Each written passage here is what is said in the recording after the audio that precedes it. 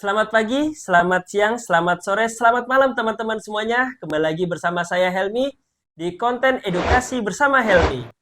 Kali ini saya ingin mereview buku yang menurut saya sangat inspiratif sekali dan buku ini sangat aplikatif karena dengan adanya buku ini saya juga akhirnya bikin konten seperti ini, yaitu adalah buku Public Speaking Mastery karya Ongki Hojanto. Buku ini membahas mengenai 16 skill bagaimana sih menjadi public speaker yang berkompeten.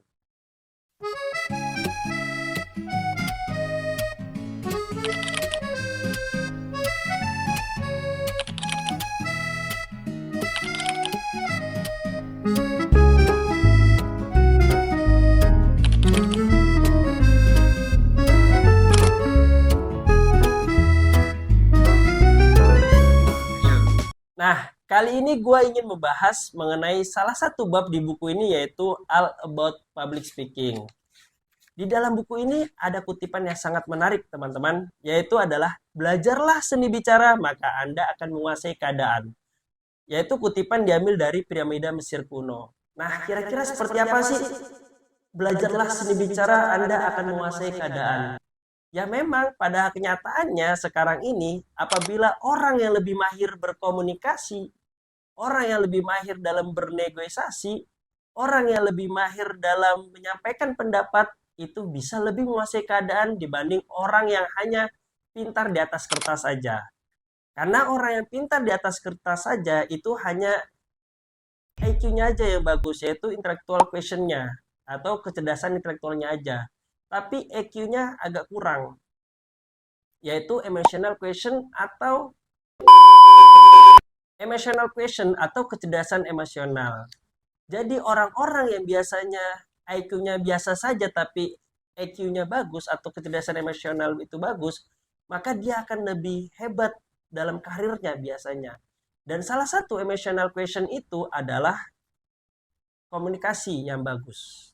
Nah, ada juga nih pertanyaan dan ini menguatkan pernyataan tadi saya, yaitu mengapa teman saya tidak juara kelas bisa sukses? Bisa jadi karena dia komunikasinya bagus.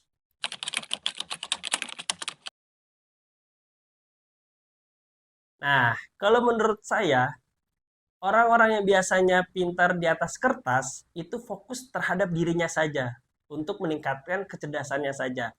Jadi dia kurang interaksi, kurang pergaulan, dan kurang bersosialisasi. Sedangkan orang yang standar-standar saja di atas kertas, itu dia lebih bergaulnya lebih oke, pergaulannya lebih luas, sosialisasinya luar biasa, dan dia lebih senang berada di luar kelas dibanding di dalam kelas. Walaupun ini tanda kutip sama-sama oke nih, tapi secara kenyataannya memang saat ini hal yang paling penting itu adalah EQ-nya atau kecerdasan emosional karena IQ-nya itu hanya berpengaruh 20% menurut studi. Dan ini diperkuat dari hasil riset dari lembaga yang dilakukan di Inggris, di Amerika dan Kanada, ada 23 atribut soft skill yang dominan di lapangan kerja. Dan salah satunya adalah berargumentasi yang logis, kemudian dapat meringkas, mendengarkan aktif, kemudian juga kemampuan analitasnya oke, komunikasi lisannya juga bagus. Dan ini adalah salah satunya di cara untuk meningkatkan itu adalah dengan belajar public speaking. Selanjutnya, manfaat public speaking apa sih? Nah, di buku ini juga disampaikan teman-teman bahwasanya public speaking itu mempunyai manfaat. Yang pertama itu adalah kemampuan public speaking adalah tuntutan hampir semua profesi nih. Jadi bukan hanya untuk guru, bukan hanya untuk dosen, bukan hanya untuk pendakwah saja, tapi untuk desainer, untuk engineer, ataupun untuk arsitektur itu juga dibutuhkan. Nah, dibutuhkannya saat apa? Yaitu dalam menyampaikan ide. Karena kalau misalnya arsitektur ataupun misalnya seorang engineer itu dia itu mahir secara hard skill, tapi dalam penyampaian ide-idenya atau dalam argumentasinya kurang saat rapat atau saat meeting, itu biasanya dia hanya tidak terlalu didengar gitu dengan walaupun dengan orang yang standar-standar saja tapi dalam penyampaian lisannya dalam penyampaian komunikasi, dalam menyampaikan argumentasinya itu lebih oke dibanding mereka. Nah, inilah yang harus dibutuhkan untuk seorang siapapun semua profesi itu harus membutuhkan namanya public speaking. Kemudian, public speaking ini juga akan menumbuhkan rasa kepercayaan diri.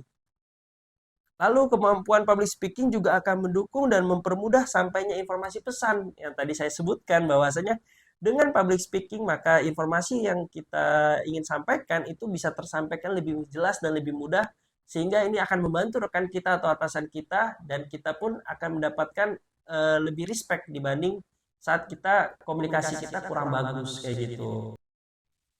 Lalu ada yang lebih menarik nih dari segi benefit dalam tanda kutip material, bahwasanya public speaker adalah profesi dengan biaya bayaran salah satu yang termahal di Indonesia maupun dunia.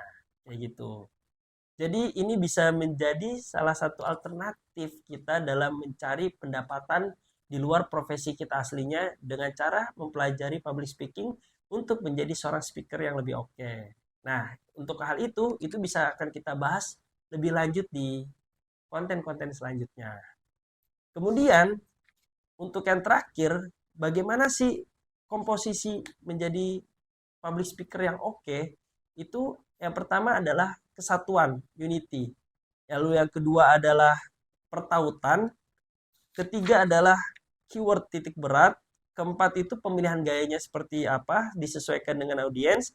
Yang kelima itu adalah memori. Kita ingat apa yang kita sampaikan saat menyampaikan materi. Kemudian yang terakhir adalah delivering. Dalam penyampaiannya itu kita gesturnya, mimiknya itu juga harus diperhatikan.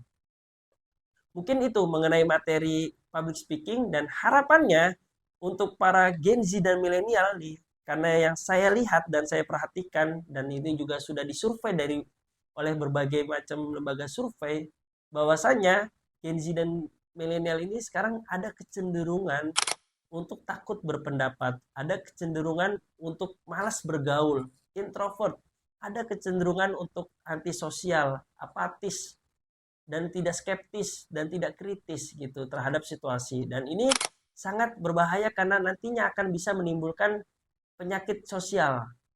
Yang mana hal ini tentu akan sangat memperhatikan di mana pada saat ini kita sedang mengejar di 2045 untuk menuju Indonesia Emas, yang mana ini penopangnya adalah para Gen Z dan para milenial.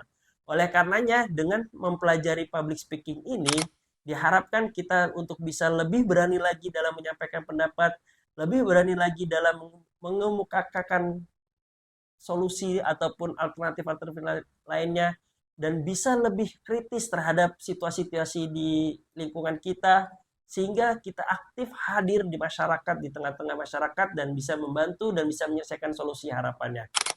Demikian dari saya, cukup sekian nih hari ini, dan nantikan di konten-konten selanjutnya karena kita akan bahas mengenai bab menarik lainnya, karena masih ada 16 nih, 16 skill yang harus kita pelajari untuk menjadi public speaking untuk menjadi public speaker yang oke. Tetap semangat.